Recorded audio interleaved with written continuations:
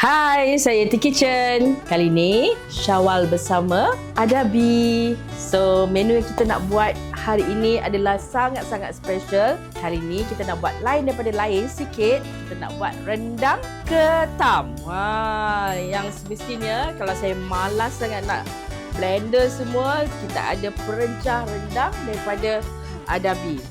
Okey, mula-mula kita panaskan kuali. Kuali yang periuk-periuk. Okey, kita masukkan pencah rendang ni.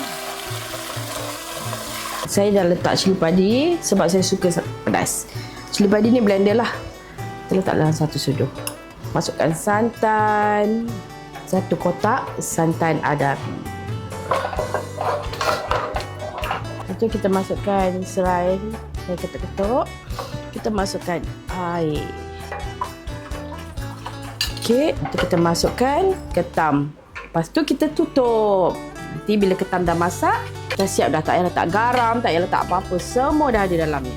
Okey, kita tahu bagi sebati. Bagi dia masak. So, kita tutup dia.